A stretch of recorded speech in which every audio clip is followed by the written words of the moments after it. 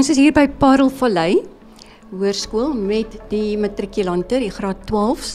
En omdat dit Wêreldradiodag is, die 13de, wil ons met hulle praat oor verdraagsaamheid, that's tolerance, dialoog, dialogue en vrede, peace. Ons gaan begin met Mia. Vraag vir Mia is, hoe bevorder ons verdraagsaamheid onder die leerlinge hier by die skool en gemeenskappe? Ek dink die basis van verdraagsaamheid kom by understanding, so ons moet mekaar verstaan. As ons nie ander kulture verstaan en leer ken nie, dan kan ons hulle nie verdra nie, want ons weet nie van waarvandaan hulle kom nie. So ek dink mense moenie bang wees om hulle self af te sluit en in 'n bubble te sit nie. Ek dink dit is baie belangrik dat ons uitgaan en ons leer van mekaar en mekaar leer ken, want as jy weet in die begin is jy dalk bietjie bang, jy weet nie mooi wat gaan daar aan nie, maar as jy hulle leer ken en jy verstaan waarvandaan hulle kom, is dit soveel makliker om net te verdra en lief te hê. Dankie Mia. Ian, you are next. How do you think we could help students who are victims of bullying, and how do we treat bullies? So we can help students by bullying, who are victims of bullying, by giving them more comfort in school terms, and so whenever, and make it more open to them, that they can be open to teachers, students, and even sport coaches. And what we should do with bullies, I feel like we should treat them with more respect and give them more value, so they feel more valuable in the school. Right, that is the opinion of Ian. Lucia, we all talk about respect, but what can we do to promote respect? I believe that respect is definitely a two-way street. You cannot, as a council member or a matric or even a teacher, expect respect when you're not giving it to the people around you.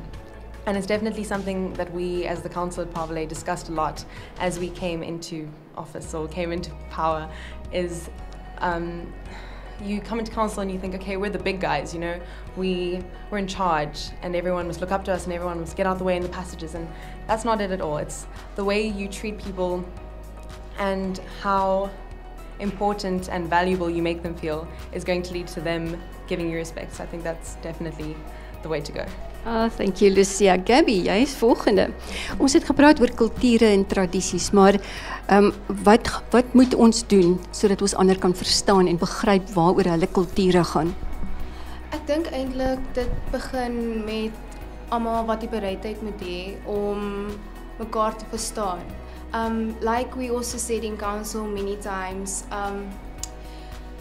if someone gives the idea, it's not, and we feel we want to criticize it, it's not that we're attacking the person, we're just criticizing the idea.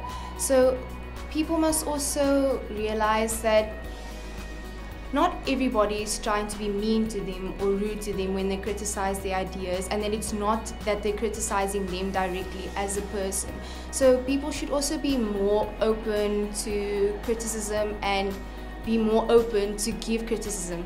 And once that is in place, everybody, whether in your general life, in culture, in your tradition, you will accept each other a lot easier, because it starts with the basics, and if you have the basics, you'll be able to implement that in an even bigger aspect, like traditions and cultures. Thank you Gabby.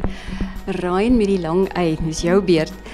Geweld teen vroue en kinders, en jy is nou 'n seun, hoe voel jy daaroor?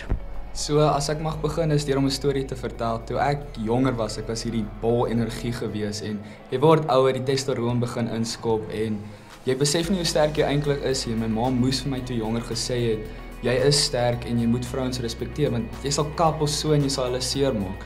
So soos die Spider-Man quote altyd gaan, with great power comes great responsibility.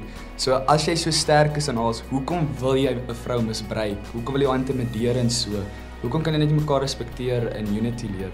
En met die kinders, ek kom net baie agter met die matrieks en die graad 8's, as die graad 8's iets doen of disrespekvol teen 'n matriek, dan wil 'n matriek dadelik aggressief raak en boelie.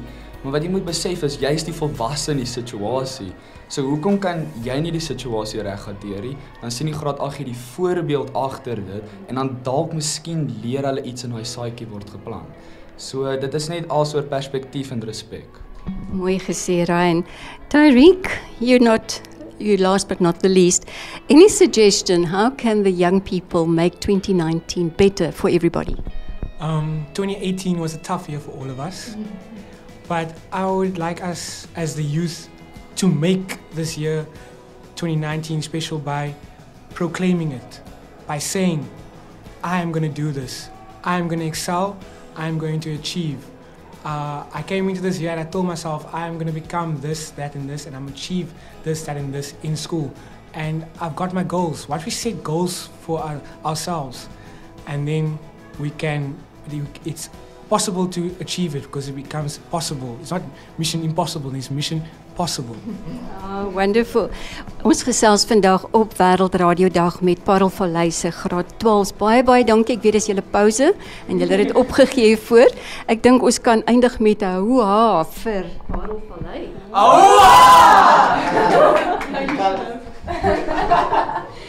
Thank you very much.